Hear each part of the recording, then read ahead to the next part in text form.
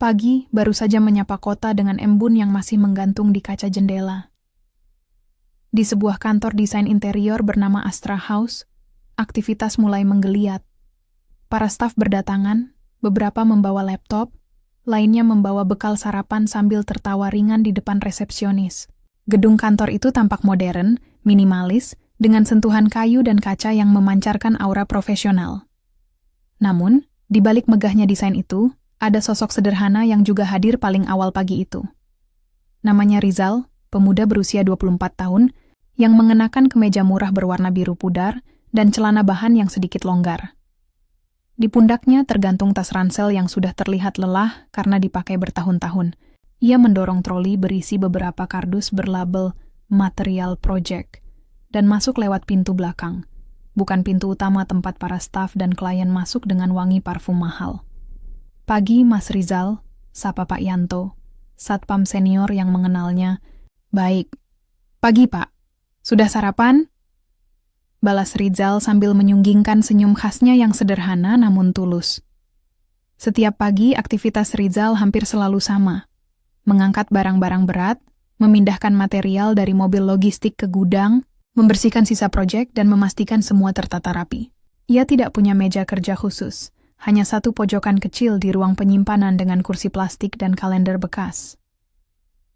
Tapi siapa sangka, di balik kesederhanaan dan peluh yang menetes di keningnya, Rizal menyimpan sesuatu yang besar. Impian.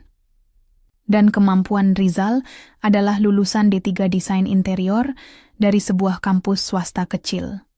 Ia terpaksa berhenti melanjutkan S1 karena ayahnya wafat saat ia sedang menyusun skripsi. Sejak itu, ia banting tulang bekerja serabutan. Jadi kuli proyek, penjaga toko bahan bangunan, hingga akhirnya diterima di Astra House sebagai tenaga logistik lepas. Posisi itu tidak butuh ijazah. Tapi buat Rizal, ini adalah satu-satunya cara mendekatkan diri pada dunia yang ia cintai. Desain. Setiap malam sepulang kerja, Rizal duduk di kamar kos sempitnya. Ia membuka laptop tua yang dibelinya bekas, lalu mulai menggambar. Kadang ia menyalin desain-desain yang pernah dilihat di kantor. Kadang menciptakan sesuatu yang benar-benar baru dari imajinasinya sendiri. Ia menyimpan semua hasil desain itu dalam satu map bertuliskan, untuk hari yang tepat. Namun hari-hari di kantor tidak selalu menyenangkan. Banyak staf yang memandangnya sebelah mata. Bahkan, ada yang tidak tahu namanya. Mas, tolong angkat. Ini ke lantai 2, ya, ujar seorang staf senior suatu siang, menyerahkan setumpuk katalog tebal.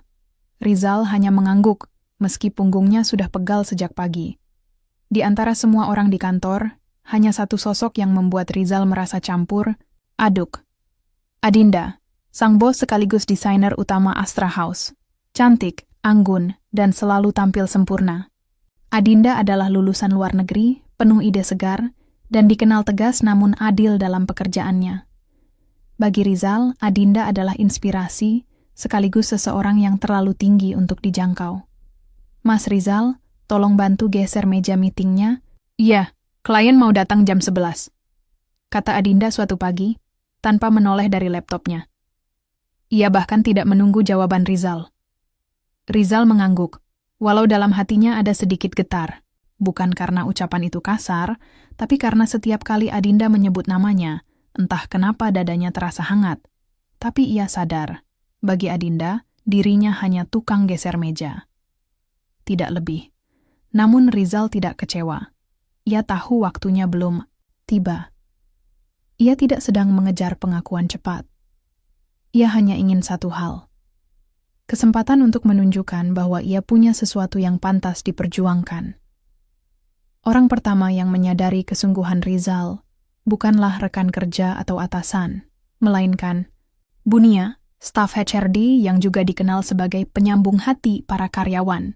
Saya lihat kamu suka gambar ya, Zal? Tanya Bunia suatu sore saat mereka bertemu di pantry. Rizal tersenyum malu. Iya, Bu, cuma iseng-iseng. Kalau iseng nggak mungkin kamu bawa sketchbook terus. Gambar kamu bagus loh. Kalau kamu butuh bantuan, bilang ke ibu. Ya. Sejak hari itu, Rizal merasa sedikit lebih berani. Ia mulai memperhatikan proyek-proyek yang sedang digarap, mencuri waktu untuk mencatat ide, bahkan diam-diam memperbaiki sketsa kasar yang dilihatnya tertinggal di printer. Dalam diamnya, Rizal membangun dunia. Dunia di mana ia bukan hanya si pengangkat kardus, tapi desainer penuh potensi. Ia menunggu waktu yang tepat. Waktu ketika semesta, dan mungkin juga Adinda, akan melihat siapa dirinya sebenarnya. Dan waktu itu, ternyata akan datang lebih cepat dari yang ia bayangkan. Hari itu tampaknya seperti hari biasa. Matahari bersinar malu-malu di balik awan kelabu, dan suasana kantor Astra House berjalan seperti biasa. Namun bagi Rizal, hari itu akan menjadi awal dari sebuah perubahan besar. Adinda baru saja menerima telepon penting dari klien terbesar perusahaan, Rumah Gria Indah, salah satu pengembang properti elit. Mereka mempercepat jadwal presentasi desain rumah contoh. Presentasi yang semula dijadwalkan 2 minggu lagi, kini harus digelar dalam 3 hari. Ini gila, keluh Andre, desainer senior, saat rapat darurat digelar. Klien minta revisi total, bahkan moodboardnya harus ganti, ujar Adinda dengan wajah tegang. Kalau kita gagal deliver desain tepat waktu, reputasi kita bisa jatuh. Rizal yang sedang mengatur ulang kursi meeting di belakang ruangan, hanya bisa mencuri dengar. Ia melihat ekspresi Adinda, untuk pertama kalinya terlihat bingung. Ia tahu betapa pentingnya klien ini bagi perusahaan, tapi ia tidak bisa berbuat apa-apa. Ia bukan siapa-siapa. Rapat bubar dengan wajah-wajah muram. Semua staf langsung kembali ke meja kerja. Beberapa mulai menggambar ulang sketsa, yang lain sibuk berdiskusi. Adinda terlihat menatap layar kosong, seakan ide-ide brilian biasanya menghilang saat ia paling membutuhkannya. Hari beranjak malam, kantor mulai sepi, kecuali beberapa orang yang lembur.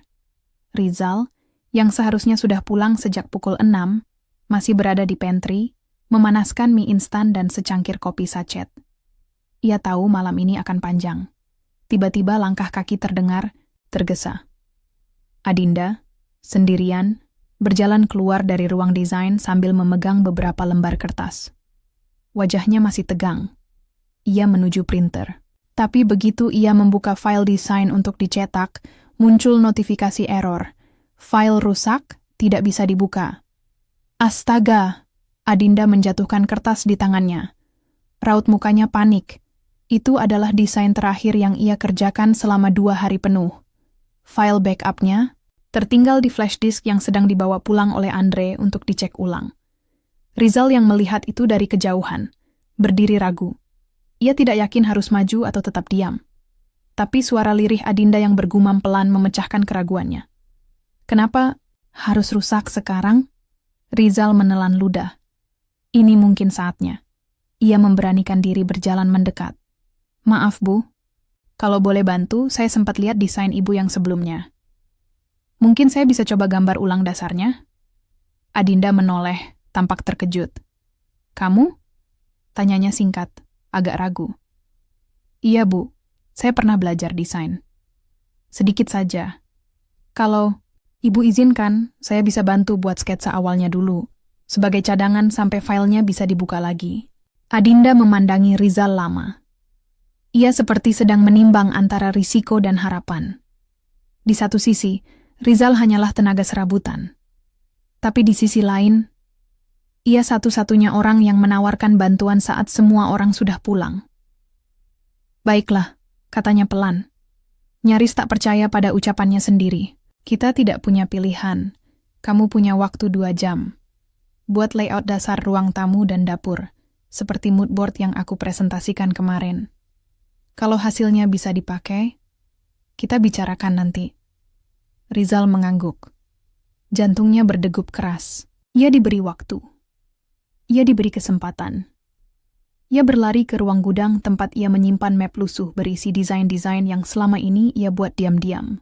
Ia mengambil pensil andalannya, satu-satunya yang masih runcing, dan mulai menggambar di atas kertas kosong. Adinda duduk tidak jauh darinya, mengawasi dari sisi meja dengan rasa skeptis. Tapi seiring waktu berlalu, matanya mulai membelalak. Pelan. Garis-garis Rizal tidak asal-asalan. Ia tahu komposisi ruang, sirkulasi udara, bahkan mencocokkan tone warna dari mood board yang Adinda rancang. Dalam 1 jam, sketsa kasar itu sudah menyerupai rancangan semi-pro Adinda mengambil kertas, mempelajarinya dengan seksama. Kamu pernah belajar desain secara profesional? Rizal menunduk malu. Saya dulu kuliah D3 desain, Bu, tapi belum sempat lanjut karena keadaan. Adinda tidak menjawab, tapi dari wajahnya, jelas bahwa dia mulai melihat Rizal dengan mata berbeda. Namun saat Rizal hendak kembali ke gudang, ia mendengar Adinda bicara dengan suara rendah tapi jelas.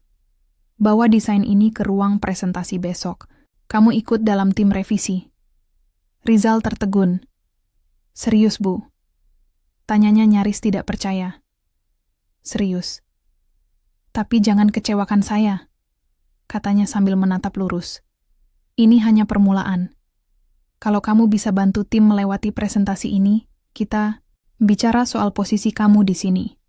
Rizal mengangguk, nyaris tidak bisa menahan senyum lebar yang tumbuh di wajahnya. Malam itu, Rizal hampir tak bisa tidur.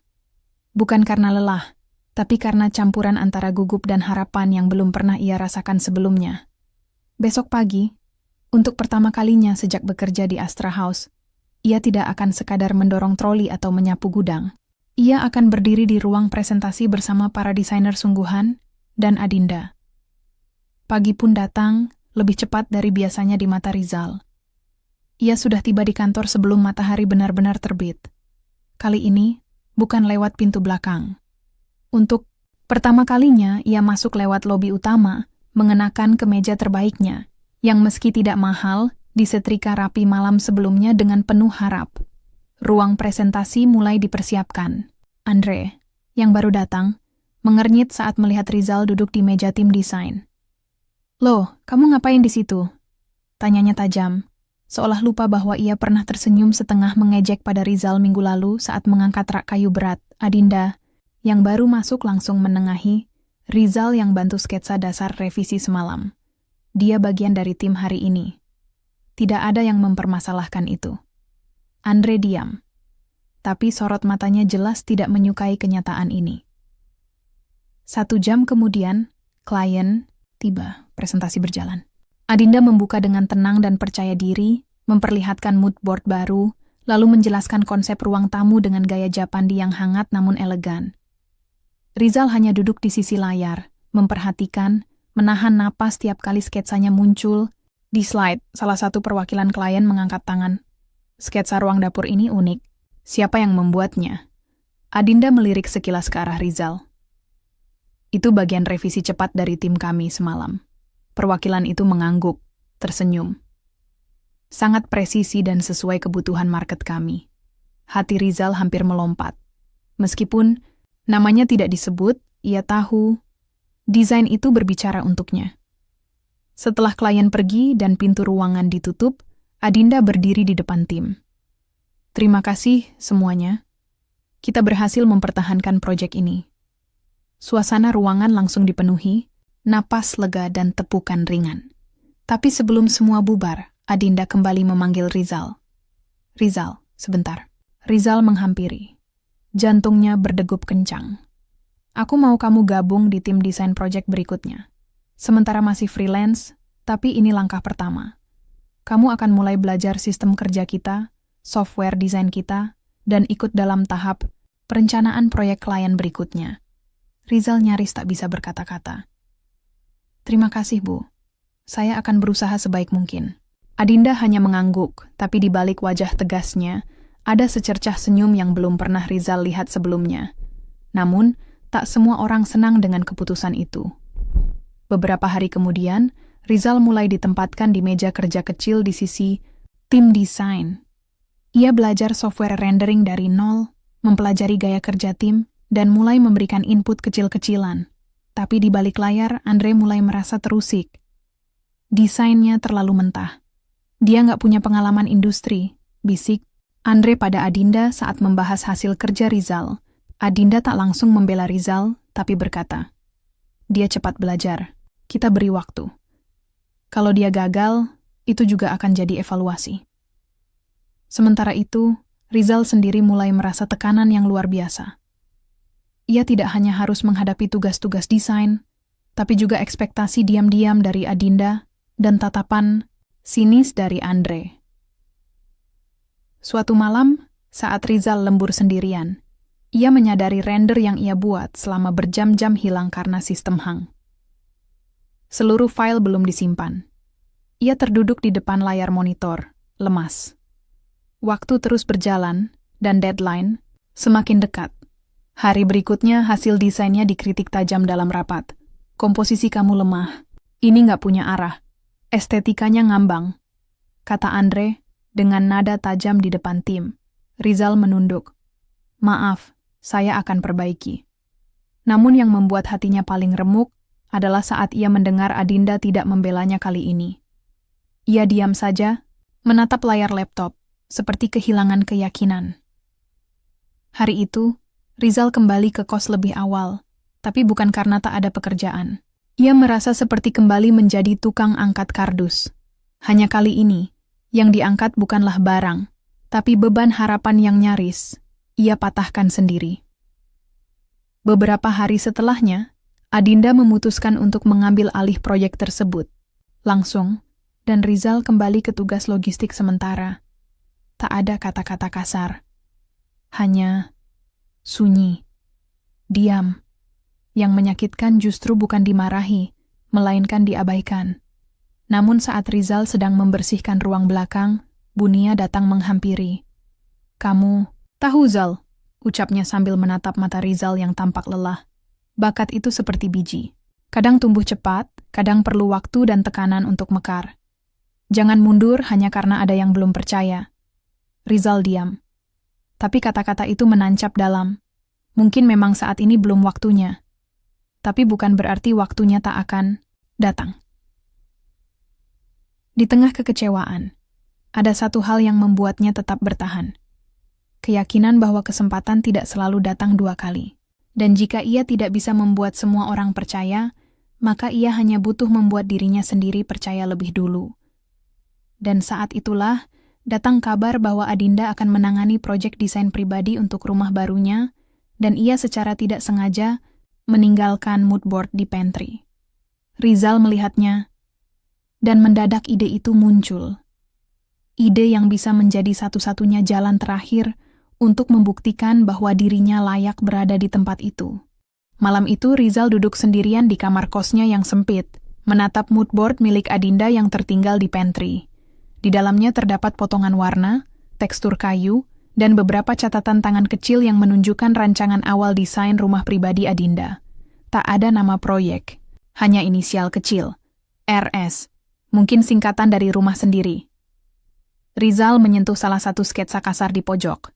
Ia tahu, ini bukan proyek perusahaan, ini pribadi. Dan mungkin hanya sedikit orang yang tahu. Dalam benaknya timbul satu gagasan nekat. Bagaimana jika aku bantu selesaikan desain ini diam-diam? Bukan untuk mencuri perhatian, tapi untuk membuktikan bahwa aku masih layak diberi kesempatan. Risikonya jelas. Kalau Adinda menganggap itu lancang, dia bisa kehilangan semuanya. Tapi jika tidak melakukan apapun, ia akan tetap berada di tempat yang sama. Dalam bayang-bayang peran yang tak pernah berubah. Akhirnya, malam itu ia mengambil keputusan. Ia mulai menggambar. Dengan tangan yang gemetar namun semangat yang menyala, ia mulai membuat ulang sketsa dasar desain rumah Adinda. Tapi kali ini, ia tak hanya menyalin, ia mendalami. Rizal memperhatikan kebiasaan Adinda yang ia pelajari selama bekerja. Caranya duduk, warna favorit cangkir kopinya, gaya minimalis, tapi tetap hangat yang selalu muncul di desain-desainnya. Ia menyesuaikan layout ruang berdasarkan orientasi cahaya dari jendela yang sering Adinda sebut saat meeting. 3 malam berturut-turut ia pulang paling terakhir, menyelinap ke ruang desain saat kantor sepi, menyimpan file dengan nama acak di folder kosong agar tak mencurigakan siapapun. Hingga akhirnya sketsa itu selesai. Satu set rancangan 3D, layout lantai, dan palet warna yang ia susun dari potongan referensi milik Adinda sendiri. Tapi sekarang muncul pertanyaan yang jauh lebih sulit. Beranikah ia menunjukkannya? Hari Jumat, hampir pukul 6 sore, Adinda masih berada di ruangannya. Kantor mulai sepi. Rizal berdiri di depan pintu, jantungnya berdegup lebih kencang dari sebelumnya. Ia membawa flash disk kecil, tangannya sedikit berkeringat. Ia mengetuk pelan. "Masuk," ujar Adinda dari dalam tanpa menoleh. Rizal masuk. "Bu, maaf, saya ganggu. Saya cuma ingin menunjukkan sesuatu." Adinda mendongak, sedikit heran melihat Rizal membawa laptop. "Ini tentang mood board yang ibu tinggalkan di pantry. Saya tahu itu bukan proyek resmi, dan saya tidak berniat melanggar privasi. Tapi saya buat ini sebagai bentuk permintaan maaf. Dan pembuktian terakhir." Ia membuka laptop, memperlihatkan desainnya. Tidak ada presentasi. Tidak ada kata-kata muluk. Hanya satu demi satu slide yang memperlihatkan ruang tamu, dapur, kamar, hingga taman kecil dengan sentuhan kayu alami dan pencahayaan hangat. Semua digambar dengan cinta. Adinda terdiam lama. Sangat lama. Ia menatap layar seperti melihat sesuatu yang lebih dalam daripada sekadar gambar rumah. "Ini kamu buat sendiri?" tanyanya pelan. Rizal mengangguk. "Saya tidak tahu apakah ini cukup bagus, tapi saya hanya ingin ibu tahu. Saya masih percaya saya bisa belajar. Saya tidak minta posisi, tidak minta diakui. Saya cuma ingin kesempatan menebus semua yang saya gagal tunjukkan waktu itu." Adinda menutup laptop perlahan. Napasnya terdengar pelan, nyaris seperti bisikan. "Kamu tahu," katanya, suaranya berbeda kali ini. "Selama ini saya terlalu sibuk dengan target, reputasi, dan ekspektasi. Saya lupa bahwa bakat kadang tidak datang dalam bentuk gelar atau posisi." Ia menatap Rizal. Untuk pertama kalinya, bukan sebagai bos melihat staf bawahannya, tapi sebagai seseorang yang akhirnya melihat nilai seseorang di balik penampilan sederhana. "Kamu punya sesuatu yang langka, Zal. Kamu merancang. Ini bukan dengan ego, tapi dengan hati." Dan itu tidak bisa diajarkan. Rizal hanya diam. Dadanya sesak, bukan karena sedih, tapi karena lega. Tak ada pujian besar, tak ada tepuk tangan tapi kata-kata itu lebih dari cukup. Beberapa hari kemudian Adinda membuat pengumuman internal. Mulai minggu depan, Rizal resmi menjadi bagian dari tim desain kreatif, dengan status trainee penuh. Dia akan belajar langsung dari saya untuk 3 bulan ke depan. Andre tampak kaget. Beberapa staf terlihat berbisik. Tapi Adinda menegaskan, "Keputusan ini saya buat bukan berdasarkan belas kasihan, tapi karena saya percaya pada kemampuannya dan keberanian mengambil langkah, bahkan saat tidak ada yang melihat." Rizal berdiri di sudut ruangan, matanya berkaca. Ia tidak hanya diberi kesempatan kedua, ia diberi tempat untuk tumbuh. Namun perubahan terbesar justru terjadi dalam hubungan mereka. Malam-malam setelah itu, Adinda kerap mengajak Rizal berdiskusi ringan tentang filosofi desain. Mereka mulai dekat, bukan karena peran, tapi karena kepercayaan. Sesekali, tawa kecil muncul di sela kerja lembur. Senyum itu, yang dulu dingin dan berjarak, kini mulai terbuka, hangat, dan tanpa sadar, dalam kesibukan dan kerja keras itu. Dua hati yang tak sengaja saling menyentuh mulai menyadari sesuatu yang tak bisa dirancang, rasa. Hari-hari berikutnya terasa berbeda bagi Rizal, bukan karena status barunya di tim desain, atau proyek-proyek yang mulai mempercayakan bagian-bagian penting kepadanya. Tapi karena kehadiran Adinda yang kini terasa lebih dekat. Tidak lagi sebatas atasan, melainkan seseorang yang kadang menatapnya sedikit lebih lama daripada biasanya, yang diam-diam menyelipkan termos kopi hangat saat Rizal lembur sendirian di ruang desain. Mereka mulai sering pulang bareng, meski tak pernah direncanakan. Seringkali, percakapan di antara mereka tak lagi soal teknis proyek, melainkan hal-hal remeh. Makanan kesukaan, masa kecil, hingga alasan kenapa Adinda jarang berbicara tentang keluarganya. Suatu malam, mereka duduk di beranda belakang kantor, sebuah tempat kecil yang biasanya hanya dipakai staf untuk istirahat. Langit malam cerah, dan lampu-lampu kota berpendar lembut dari kejauhan. Rizal menatap langit, kemudian bertanya lirih, "Ibu pernah merasa Hidup ini seperti desain yang gagal? Adinda menoleh, kaget. Tapi senyumnya muncul pelan. Pernah, bahkan terlalu sering, katanya. Kadang aku buat desain sempurna di atas kertas, tapi klien batal di menit terakhir. Kadang aku percaya pada orang yang kemudian malah meninggalkan luka. Tapi hidup, ya tetap berjalan. Kita belajar memperbaiki. Bukan membuang. Rizal mengangguk pelan. Tapi dalam benaknya, ia sadar. Ada rasa hangat yang tumbuh, dan itu tidak bisa ia tahan lebih lama. Namun justru ketika semuanya mulai terasa nyaman, badai kecil datang tak disangka. Suatu pagi, kabar mulai beredar di kantor. Adinda akan dipindah ke kantor pusat di Jakarta sebagai Head of Creative Director Nasional. Sebuah promosi yang luar biasa. Tapi itu juga berarti ia akan meninggalkan kota ini dan semua yang ada di dalamnya. Kabar itu membuat hati Rizal serasa ditarik jatuh. Ia ingin bahagia untuk Adinda, tentu saja. Tapi bagaimana dengan semua yang sedang tumbuh di antara mereka? Apakah semuanya hanya akan berakhir sebagai bagian dari proses belajar? Adinda memanggil Rizal ke ruangannya 2 hari sebelum keberangkatannya. Ia tampak ragu saat berbicara, seperti menyusun kata-kata dengan hati-hati. Rizal, aku tahu kamu pasti sudah dengar soal kepindahanku. Rizal hanya mengangguk. Aku ingin kamu tahu, keputusan ini bukan semata-mata tentang karier. Ini tentang masa depan. Tapi juga tentang keberanian untuk jujur pada diri sendiri. Ia berhenti sejenak, menatap mata Rizal. Selama ini aku terlalu takut melibatkan perasaan dalam pekerjaan. Takut dinilai tidak profesional atau terlalu emosional. Tapi kamu mengubah itu. Kamu membuat aku ingat bahwa rasa bukan halangan, tapi kekuatan. Rizal menahan napas. Dadanya sesak. Tapi sebelum ia sempat menjawab, Adinda berdiri. Aku akan pergi minggu depan. Tapi ada satu hal yang ingin aku tahu. Sebelum aku pergi, ia menatap Rizal. Lurus. Kalau aku tidak jadi pergi, karena seseorang di sini membuatku ingin tetap tinggal, apakah itu alasan yang cukup untuk menolak mimpi? Rizal diam. Dunia seakan berhenti berputar. Lalu perlahan, ia berkata, kadang mimpi berubah bentuk. Dulu, mimpi saya cuma punya pekerjaan tetap. Lalu berubah jadi ingin jadi desainer. Dan sekarang, berubah lagi. Saya ingin membangun sesuatu yang lebih dari sekadar karier. Saya ingin membangun rumah. Dan saya rasa, saya ingin membangunnya bersama seseorang yang membuat saya merasa pulang.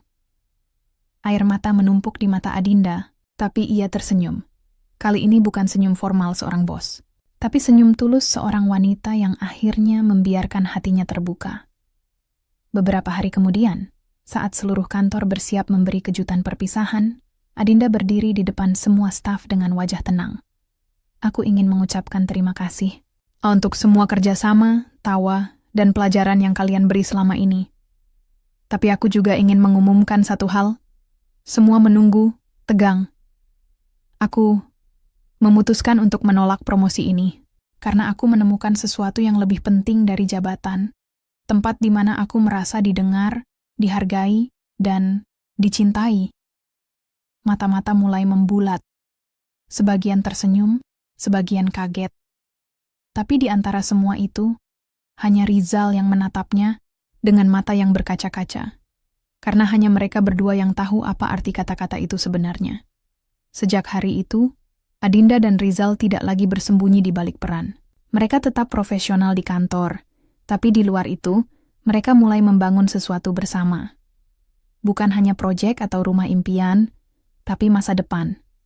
Dan di sebuah sore yang hangat, di bangku taman belakang kantor tempat mereka biasa berbagi kopi dan tawa kecil, Rizal menyodorkan sebuah kotak kecil berisi cincin kayu sederhana, hasil ukirannya sendiri. Desain ini memang belum sempurna, katanya gugup.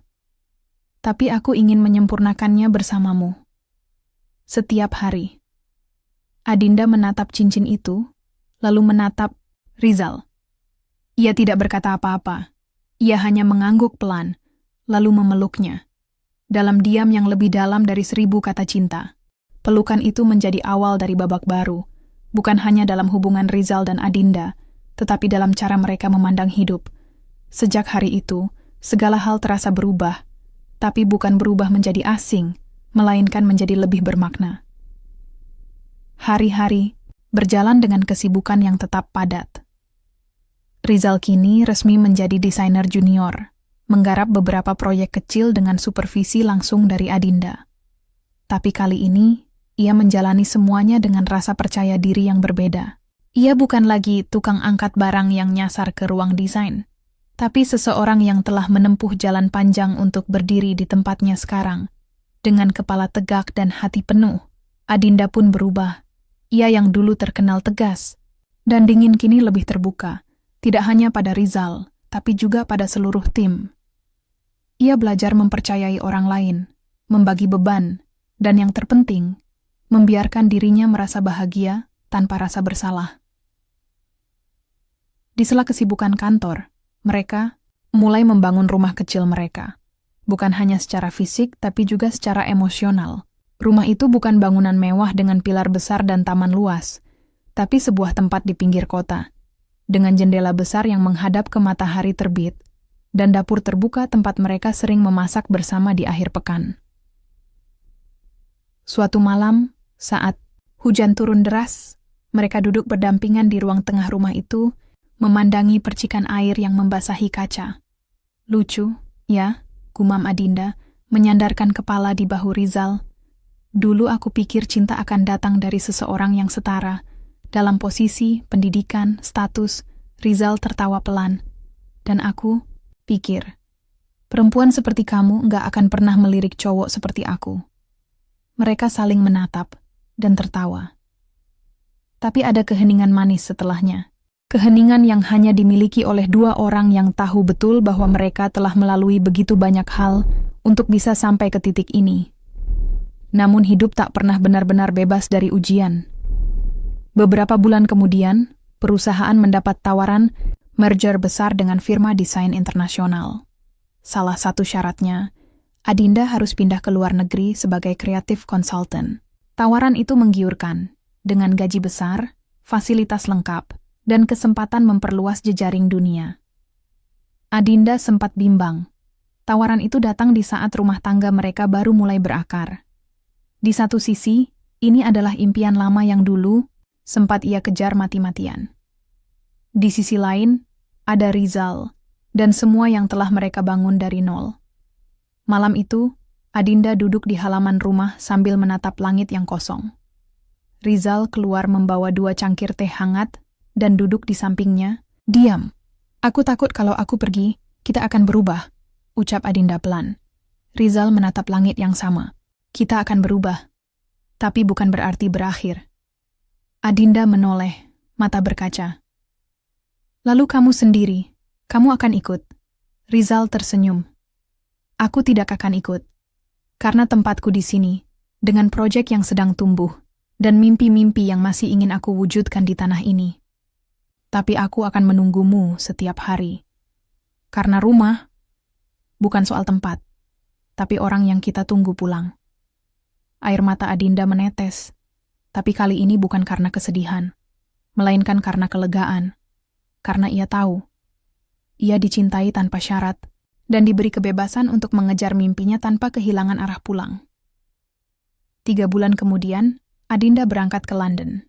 Rizal melepasnya di bandara dengan pelukan panjang dan senyum yang ditahan-tahan. Mereka berjanji saling menulis setiap minggu, dan setiap ulang bulan pernikahan, mereka akan melakukan panggilan video sambil makan malam bareng dari 2 belahan dunia berbeda, dan mereka melakukannya. Tanpa gagal. Setahun berlalu. Rizal makin tumbuh menjadi arsitek muda yang dikenal di lingkaran desain lokal. Ia tak lagi dipandang sebelah mata. Ia mulai memberi seminar, menjadi pembicara di kampus, dan, yang paling membanggakan, menjadi pembimbing bagi anak-anak muda lain yang dulu bernasib seperti dirinya. Dianggap remeh hanya karena penampilan Adinda. Pun bersinar di kancah internasional, tapi ia tak pernah melupakan akar. Setiap kali ada waktu, ia pulang. Kadang hanya 2 minggu, kadang sebulan. Tapi setiap kepulangannya selalu disambut seperti hari raya. Hingga suatu hari, Rizal menerima email berjudul Rumah Kita, edisi final. Itu adalah desain rumah mereka, yang dulu pernah ia bantu buat dari moodboard kecil milik Adinda. Kini, desain itu disempurnakan oleh Adinda dari London, sebagai hadiah ulang tahun pernikahan pertama mereka. Dilengkapi taman kecil dengan meja kayu panjang, tempat anak-anak bisa menggambar sambil bermain, sebuah harapan kecil untuk masa depan. Di akhir email itu tertulis, "Aku akan pulang, bukan hanya untuk liburan, tapi untuk selamanya. Karena aku sadar mimpi sebesar apapun tak akan pernah bisa menggantikan satu hal, rasa pulang. Dan itu hanya ada di kamu, Zal." Rizal membaca kata-kata itu dengan mata yang basah, lalu menatap rumah mereka yang masih dalam pembangunan tahap akhir. Ia tersenyum, karena ia tahu, cinta yang tumbuh dari keterbatasan, dari kerendahan hati, dan dari kepercayaan, adalah cinta yang tidak akan pernah goyah oleh jarak, waktu, atau status. Dan ketika Adinda akhirnya turun dari taksi di depan rumah itu, mengenakan jaket tebal dan senyum yang tak berubah, sejak hari pertama mereka bertemu, dia hanya berkata satu kalimat, "Selamat pulang, rumah kita sudah menunggu,"